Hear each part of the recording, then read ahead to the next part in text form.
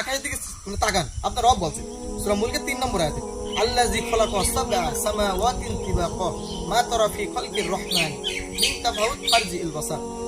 তোমরা আসমানের দিকে তাকাও, যে আসমান আমি সাত আসমান স্তরে স্তরে সৃষ্টি করেছি, তোমরা সেদিকে তাকাও, তোমরা এই সৃষ্টি করে ভুল দেখতে পাও?